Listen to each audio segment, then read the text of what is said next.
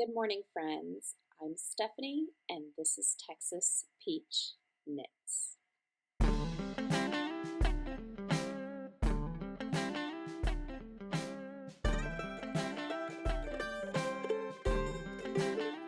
So I am filming this morning at 8 a.m. on Saturday, mainly because I'm trying to squeeze in a quick podcast before my husband, the musician, starts teaching his private lessons in this space. So I'm trying to get my time in.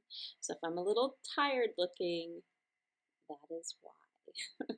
I usually am a slow riser in the morning. I like to get up early, but I like to do quiet things for a while. And I think that is part of my introvertedness when it comes out. So today I will be enjoying a cup of cheer. This was a Christmas present from my almost 9-year-old son. He gave it to me last Christmas, and I'm just having black coffee, which is my normal choice for morning. And I don't have any particular favorite brand of coffee. I know a lot of people share what their favorite things are. We actually we go to this, I guess it's like a grocery discount store where they will sell specialty coffees in whole bean, but they will be close to expiration. And so we end up getting to try lots of different specialty coffees, and we drink enough coffee that it's not a problem that it is close to expiration date. So that's how we get our coffee fix really inexpensively here. But so I'm not sure which bag of coffee I'm enjoying today, but my husband usually makes the coffee, and I am happy to drink whatever he makes. So today I am going to change up my order that I usually do things in. I'm going to start with finished objects, which is pretty normal, and then I'm going to talk about spinning because of the tour de fleece going on right now. I will follow that with my works in progress, and then I will share a small acquisition with you and a couple of exciting prize acquisitions, and then finally I will share our life updates.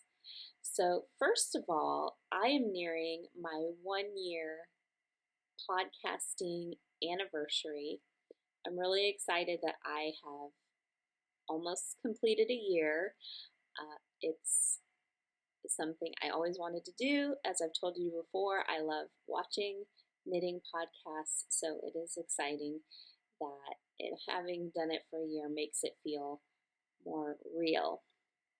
And what I'm going to do for that anniversary is I am going to do a little bit of Q&A.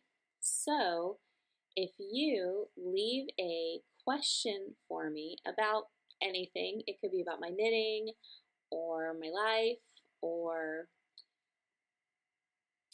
you can ask anything and I can choose whether or not or answer it, I guess.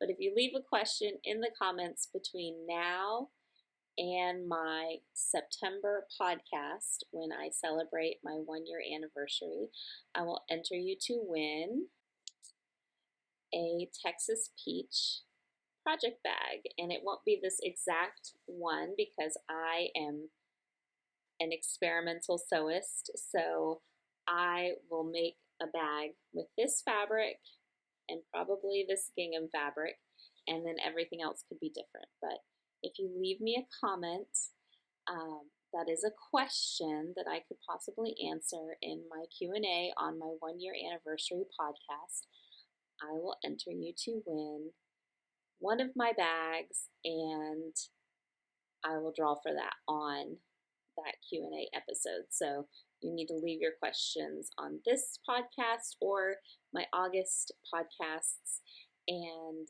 then I will enter you to win. So that's exciting, and I hope you come up with with some fun questions. So, finished objects. I have two big finished projects to show you. The first one is my Sharkey that I knit for Shark Week. And here he is.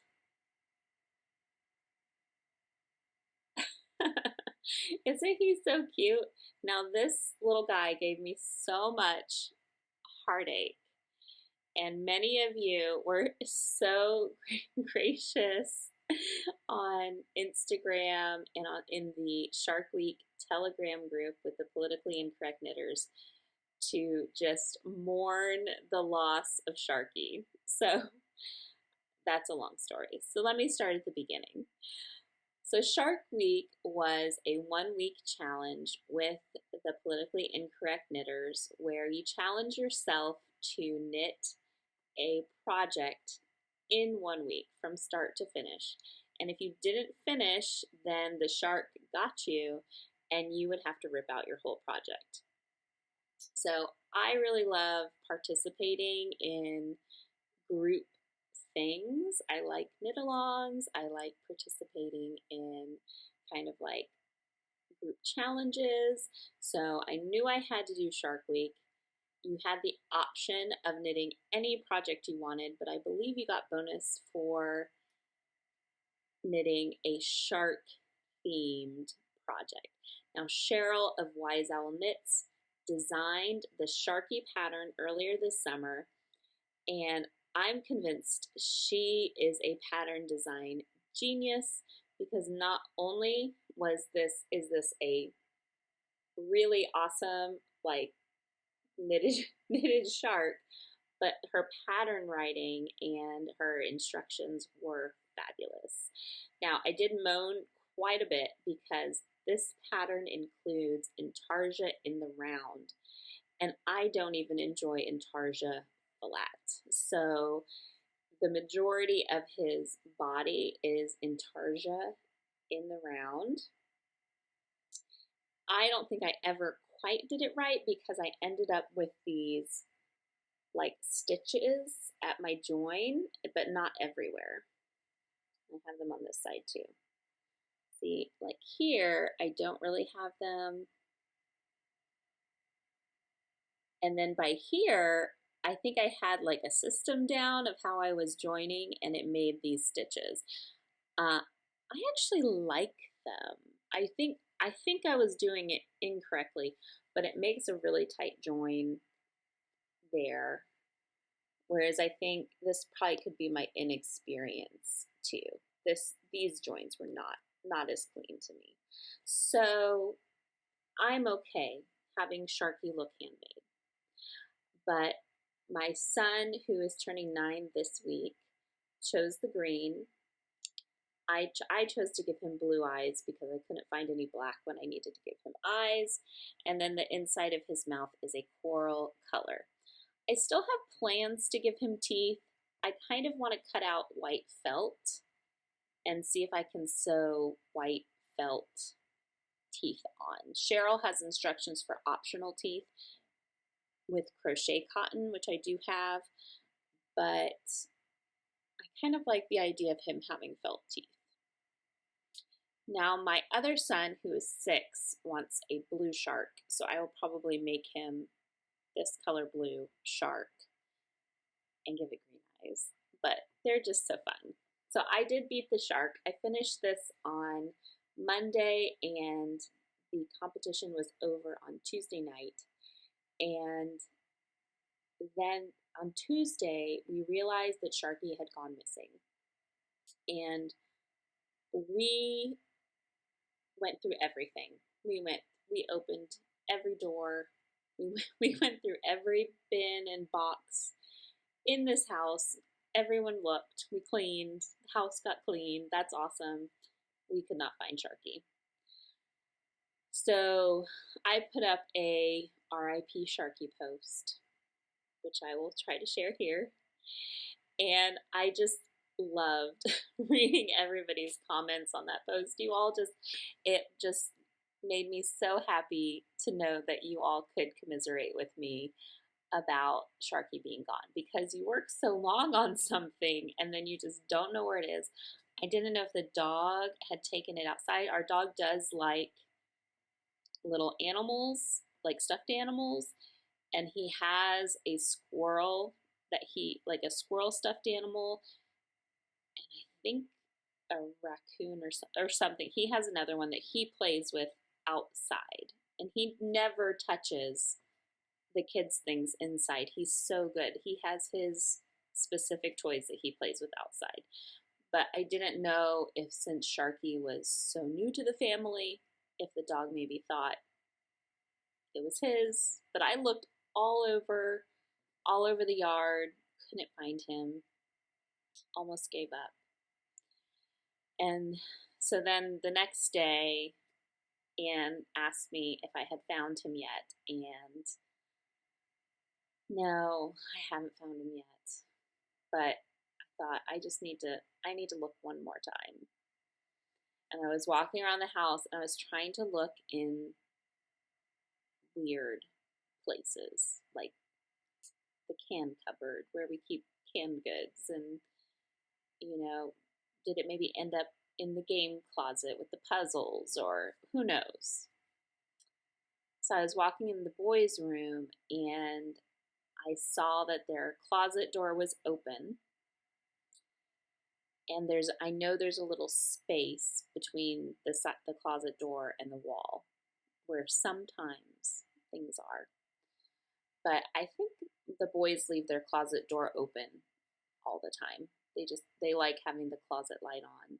So I was like, maybe it's behind the closet door, and nobody thought to look there. So I closed the closet, and there on the floor with a trash bag next to it and other miscellaneous things was Sharkey. So he was laying on the floor. He had been found. He was totally fine. The kids were so happy to have him back. And I'm really glad I found him, because it was a lot of work. Like, the pattern was wonderful, but knitting is work. You put time in, and sometimes bad things happen and you have to accept it, but it was still so soon. I mean, come on. I just knit him. So very excited to have Sharkey back. He has these adorable gills. He has these adorable fins, which Cheryl calls the correct name, like dorsal and pectoral fins. And I don't remember in the pattern. So his little tail is so cute. And I'm just glad to have him back. So it was super fun to do Shark Week. Thank you to DK and Anne for hosting. And thank you to all of the other podcast sponsors who hosted. I am looking forward to getting my stickers and finding out who won. So great time. And I think there will be plans to do Shark Week again next summer. And who knows what we can challenge ourselves to then. My second finished object is a long time coming. You all have seen this project since my very first podcast. Yes. I have finished the Norah Gaughan Flower Child tee. It is done. I'm so excited. This was a very interesting and exciting pattern.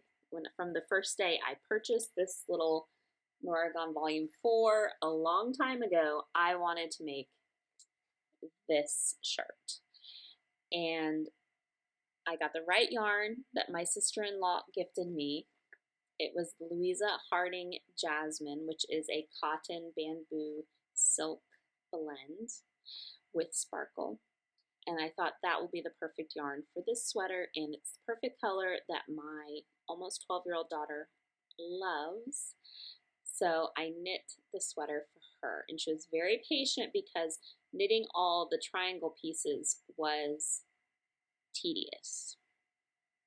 And I am a process knitter. I love knitting to knit, but there are different types of knitting. You all know this. There's the knitting you don't have to think about and you just get to enjoy knitting. And then there's the knitting that challenges you and that you have to constantly refer to the pattern. This was that. So here we go. It's a little rumpled. And it looks so much better on a human body. So I will share a photo of my daughter wearing this sweater. I really am happy with how this turned out. It fits her lovely. I think it will fit her for at least a year because there's a little bit of room in it and it's stretchy. Now this pattern was knit from the center out. You knit each triangle individually. The front triangles have cables to make these flower petals.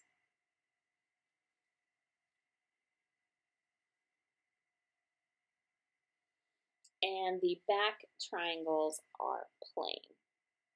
So the pattern has you knit the back first, which I highly recommend doing because you figure out how it goes together. So that if you knit the front ones wrong, you would know pretty soon that the shape is not right and they're not going to go together. So you're not going to waste your time on those cables not knowing how it's supposed to fit together. So each triangle ends up being a slightly different shape at the end in order to make the different parts of the sleeve. And the bottom is the most triangular. It just is a triangle. And then on the front top sleeve panels have a little piece that wraps around the back of the neck and is seamed right here at the back of the neck. You can barely see that. So lots of make ones, increases, decreases, all that kind of thing. Lots of mattress stitch. And I do enjoy mattress stitching, and it mattress stitched together beautifully. Like I really did not have any problems putting the pieces together. So this is the whole mattress stitch up a sleeve. So I still have a couple ends that I did weave in, but I haven't clipped.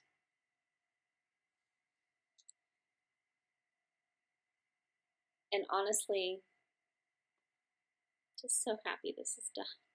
I'm so happy because while I enjoyed knitting it, it was a labor of love. The yarn being a cotton blend, it just doesn't have that like softness of wool. I mean, it's very soft and smooth, I would say, and silky, but it doesn't have that wool elasticity, I guess, that I love about wool. But very happy with this. My daughter is very happy with it, and she is going to start wearing it. Okay.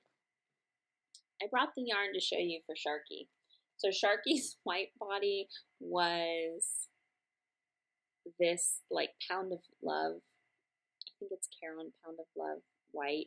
And I wanted to use this because several years ago when I first had this, one of my boys took scissors to it.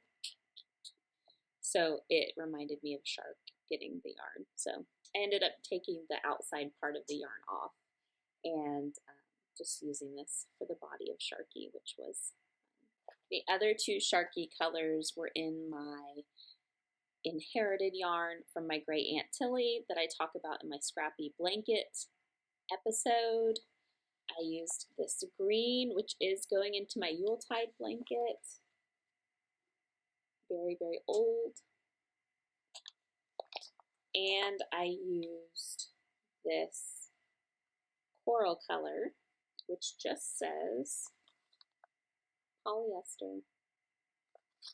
So it doesn't say where it's from or anything, but I have it, so I'm using it. Okay, Tour de Fleece. This is Tour de Fleece. It goes along with the Tour de France, which is February 1st through February 23rd every summer. It's where the bicyclists race, and I am not a bicyclist, but I am a spinner.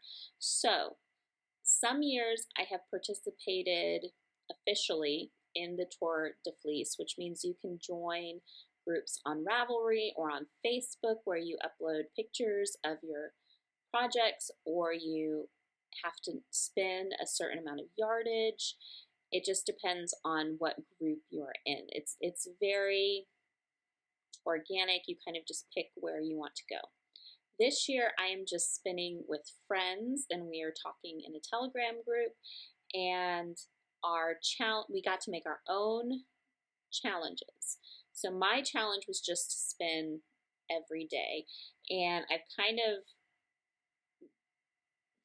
I kind of include plying as spinning that day, or, scanning up a hank of yarn, because there's some days you can't really spin because you're plying, and I only have one wheel, so that it is what it is. So, it's for fun, so I'm not going to worry about it.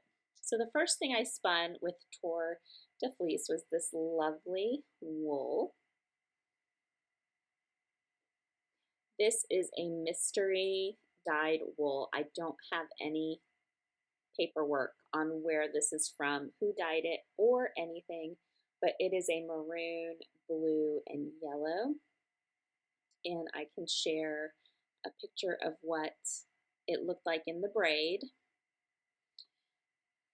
I decided to split this in half, and I think I split like half long ways, and then I split one half of that in half again and spun all of that, and then the second half I split into several pieces, maybe like 8 pieces, so it should have a lot of variegation in this.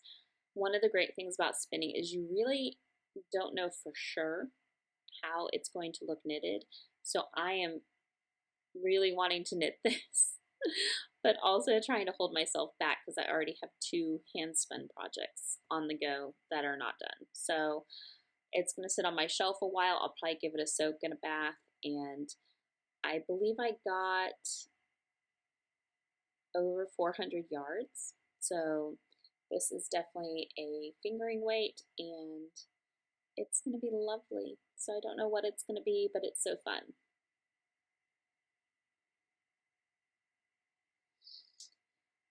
Then after I spun that, I started with a FiberObsessions BFL Tessa Silk top from FiberObsessions. This is a Texas dyer, and I'm not sure if they're still dyeing. This is from long ago, and Michelle in Houston gifted this to me last fall, which I was very grateful for because I haven't bought a whole lot of fiber recently, and so it was nice to have some fun new fiber. So this was called Hot and Humid, and it looks like this, which is an awesome color. Orange, peachy pink. Anyone? Love it. And I decided to do a 3-ply for the first time because I had 2 4-ounce braids of this, and I had 1 4-ounce braid of this. So this is supposed to look like a fritterly butterfly, which is a gold and brown butterfly. And this was actually the August 2013 Fat Fiber Special colorway. It was dyed by Smoky Mountain Fibers,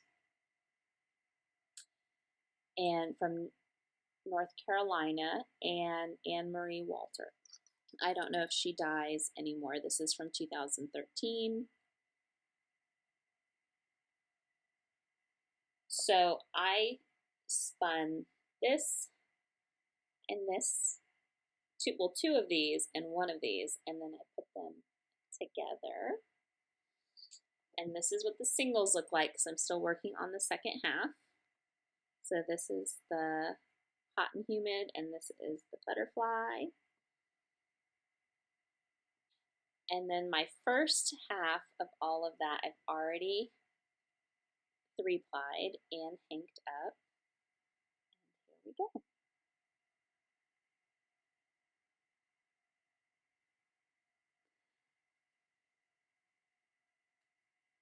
So I'm really, really happy with how this turned out. When I was spinning, I wasn't sure. I knew I would like the yellow with the pink and like the gold, but I wasn't sure about the brown. But actually in this yarn, I think the brown parts are my favorite. Let's see if I can get that to focus. So the places where the brown and the pink are together, I just think that's so pretty. So I spun this kind of thick. I tend to spin very thin, and I didn't want just like tons and tons of super thin yarn. So I think I got about a worsted weight.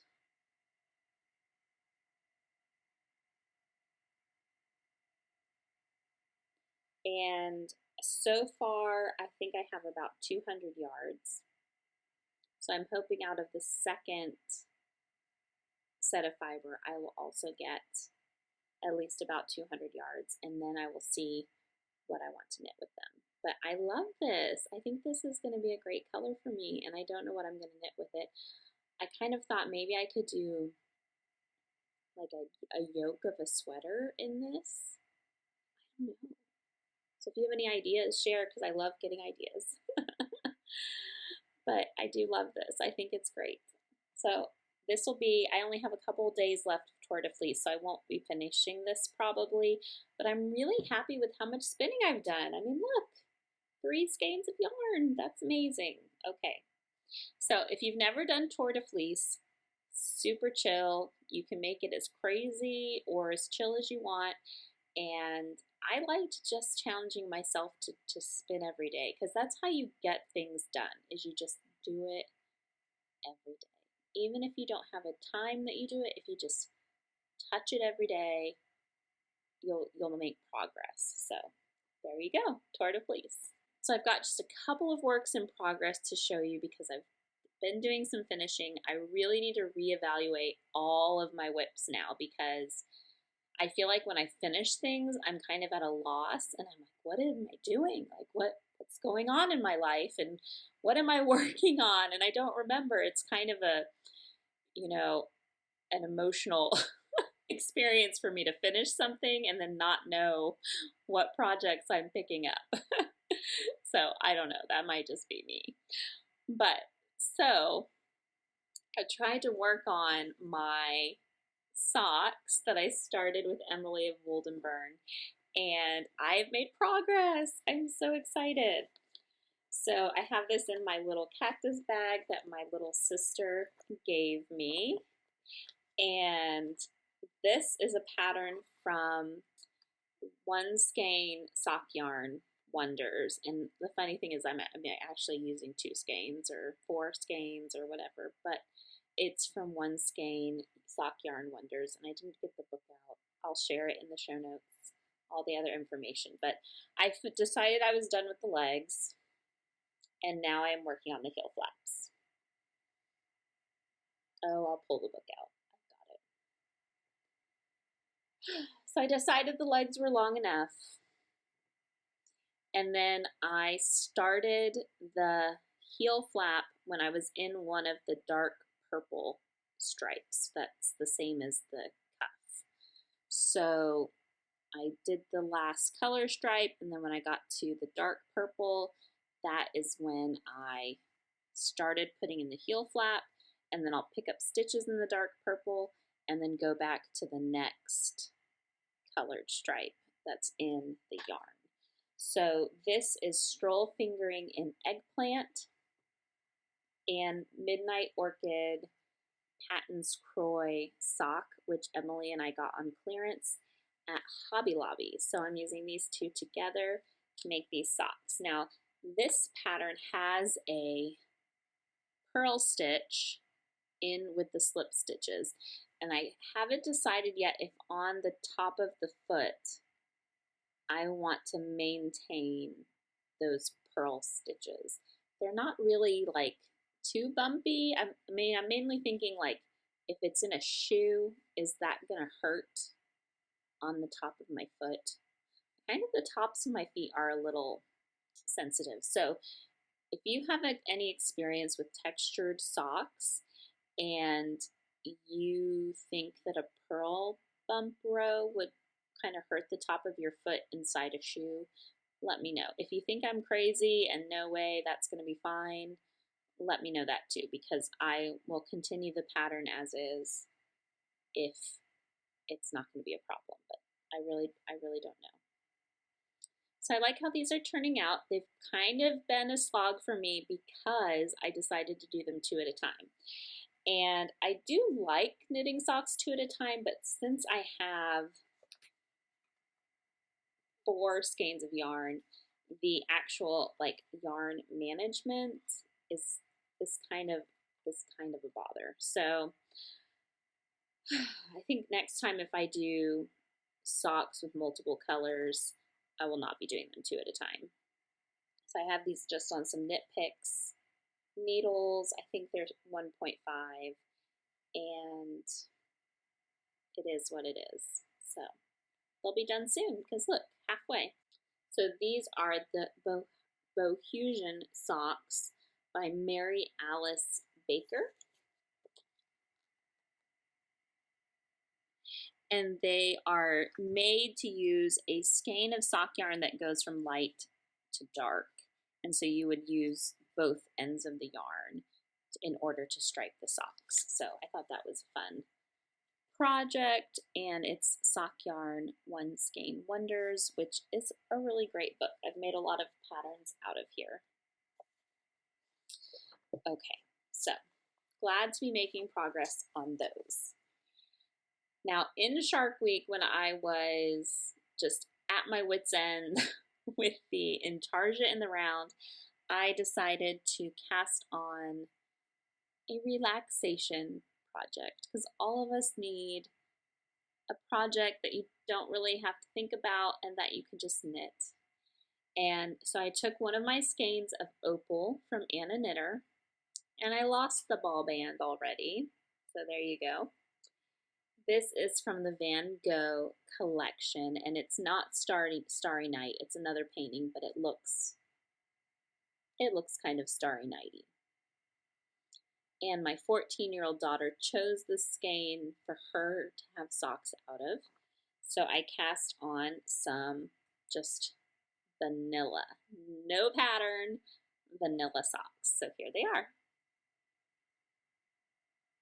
So I do 64 stitches, and I decided to do a shorter leg because I would like to get either some of this yarn to use for another pair of socks because I like the yarn a lot. So, and she doesn't have a shorter pair of hand knit socks.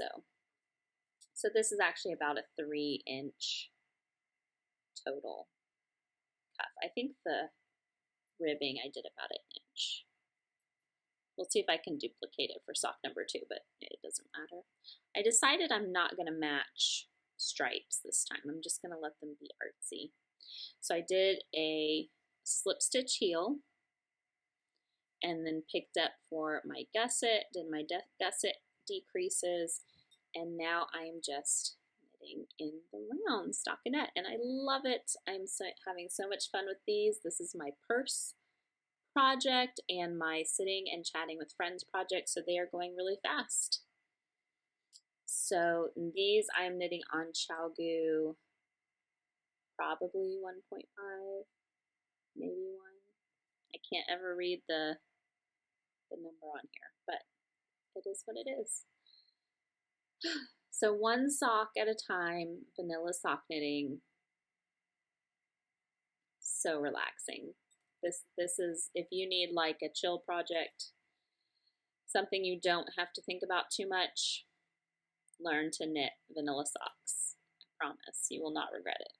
Oh, so I'm probably not going to show my scrappy blankets every time because I will probably do just like a blanket episode here and there, but I am trying to work quite a bit on my Yuletide blanket for Christmas in July. And since it's still July, I'm working on it. And there are 3 podcasters that I know of that are hosting Christmas in July. Rose Opal Knits, Back Porch Fiber Co., and Anna's Knit Club. So I get to triple dip for Christmas in July, which is awesome. And I get to finish my project or get closer to finished. So here is my Yuletide.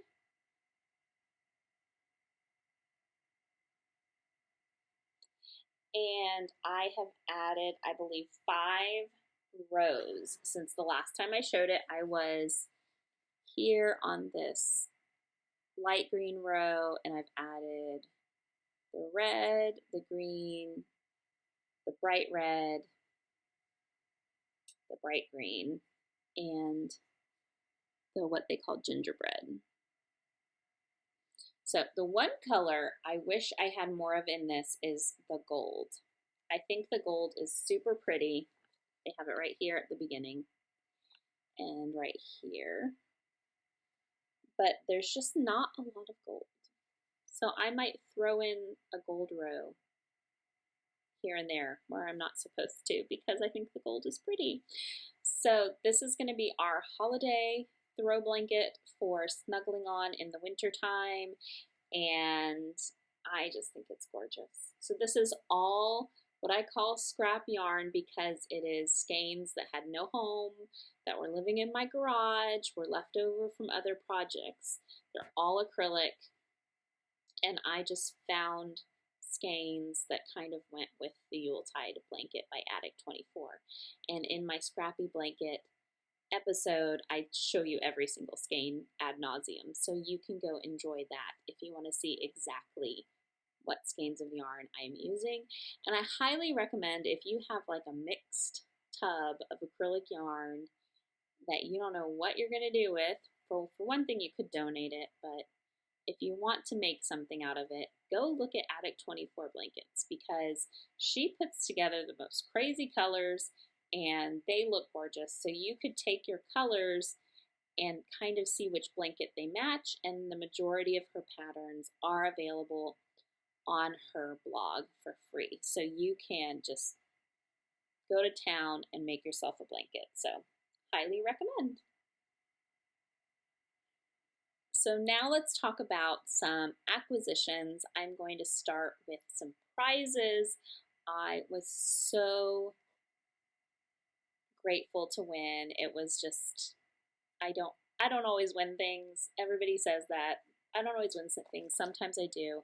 I like to participate in giveaways because I feel like it would, it supports people and helps share their product or whatever they are trying to sell or promote. And so I like to help people. So I participate, and then sometimes you win, and that's really exciting. So I'm going to have a sip of coffee.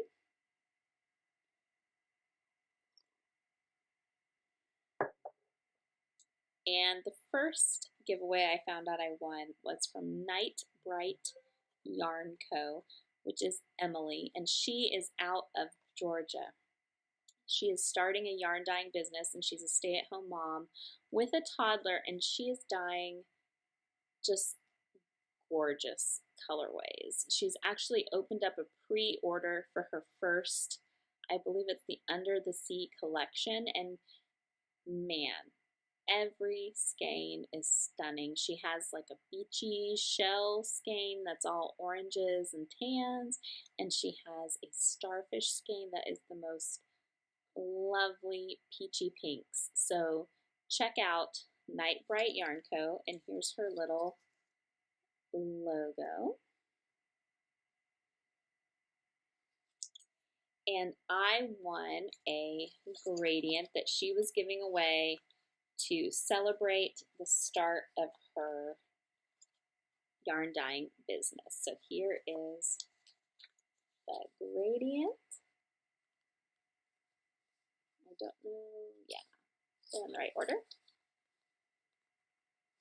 And this is all DK weight wool, and it's just going to be something really cute.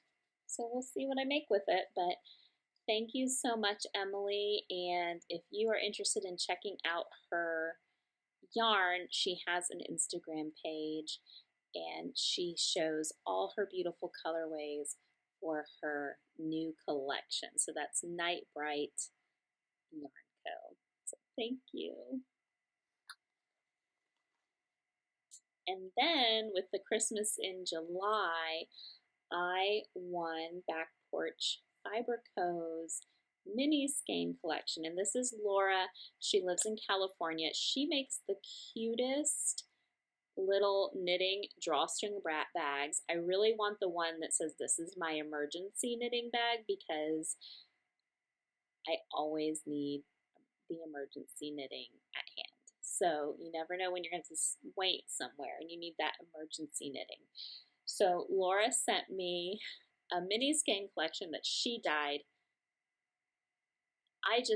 I'm never going to dye yarn, you guys, because there are already people doing it and doing it well. So I don't need to get in on that. But look at this beautiful mini skein collection. I'm going to try not to crinkle.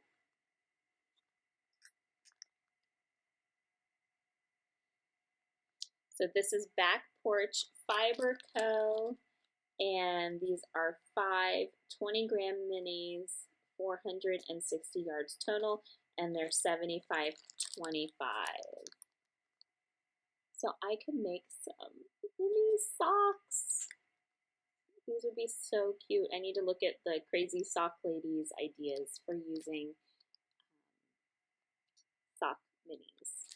She also sent me this beautiful little gold stitch marker, which I like.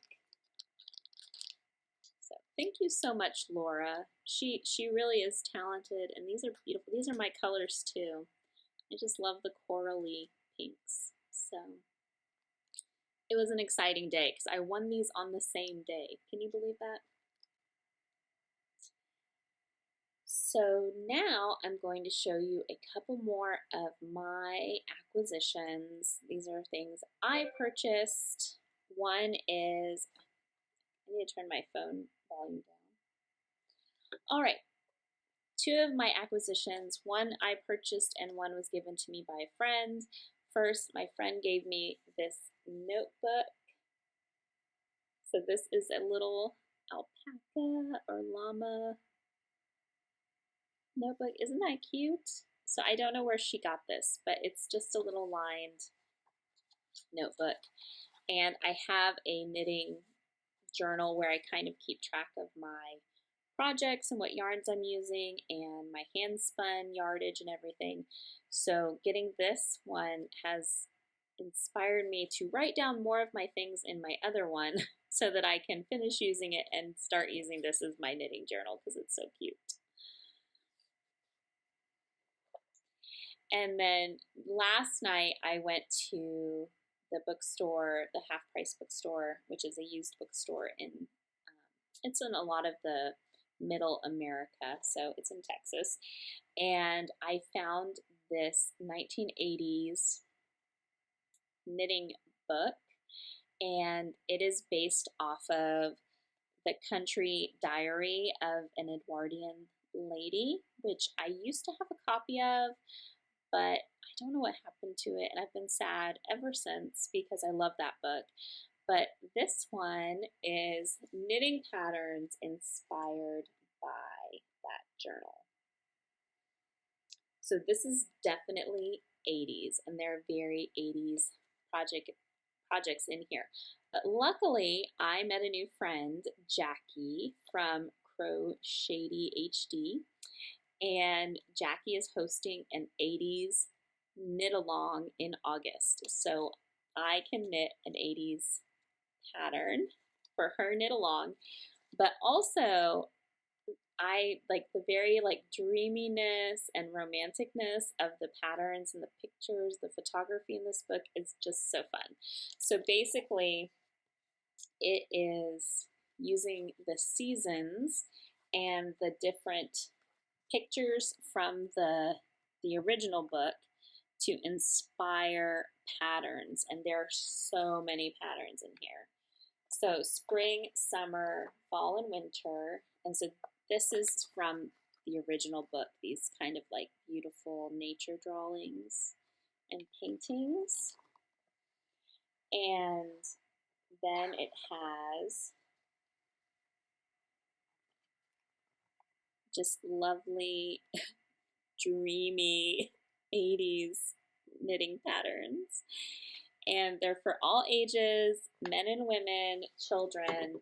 I looked at the sizing. It's not, you know, they don't go up to huge sizes, but a lot of the patterns would fit me, which is great. So kind of normal, average sizing. And the children, look at this, you guys. They are so precious.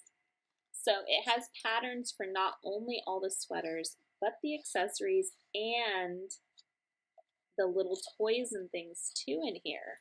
So there's a whole section in the back with seasonal teddy bear sweaters.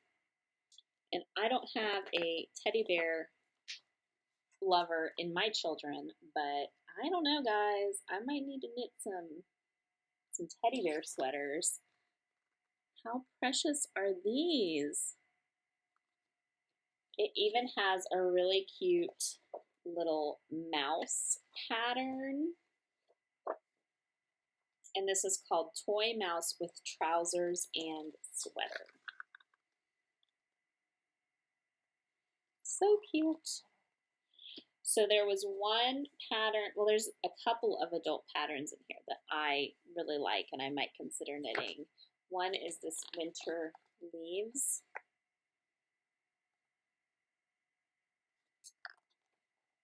And there's another one. This pattern, the trailing foxglove and rose, or rose and trailing foxglove. Okay, I know I just like dogged on Intarsia, but I actually really like this. I think I would wear it. I think I would wear it. So just a super fun book to look through. It's got to have 50 patterns in it. It has so many patterns.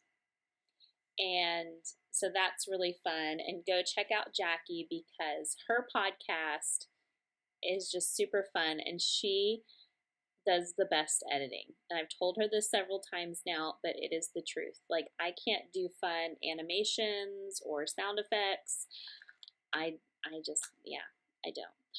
But Jackie's is super fun. So if you need a just delightful, entertaining podcast, go watch Jackie. She mostly does crochet. She has lovely, lovely projects and a beautiful yarn stash, so check her out.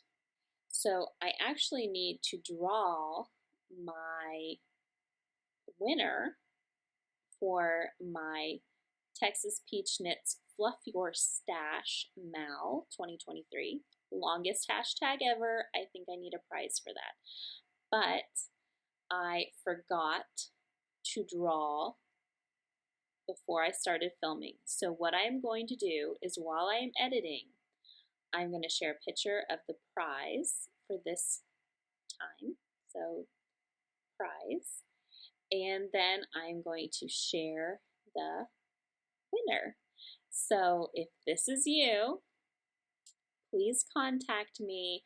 I might send you an Instagram message, but everyone, I will not contact you asking you for money or ask you to join me in any kind of like texting app. So don't let the people who try to take advantage of us get you. So if this is you, you might get an Instagram message from me, but make sure it's actually from me before you send whoever that is your address. But even safer is for you to go ahead and contact me through Instagram or my Gmail. So I really appreciate everybody spending time with me this morning. I'm glad I could fit this podcast in. I hope the lighting was okay. Normally I film in the afternoon when the light is just bombarding me through the window, and the morning it is a little more subtle. So I hope you have a great rest of your summer. Please keep fluffing your stash. I've been so inspired by everyone that has participated in my make along, which we're not really making stuff. You can, but you can also just reorganize your things. So inspiring, and everyone has been so great. And the kinds of projects that have come out of the whip pile and been turned into something wearable, amazing. So good job, everyone. Keep fluffing your stash. Remember to ask me questions for my 1-year anniversary Q&A so that you can be entered to win my Texas Peach project bag. I will talk to you all later, and have a great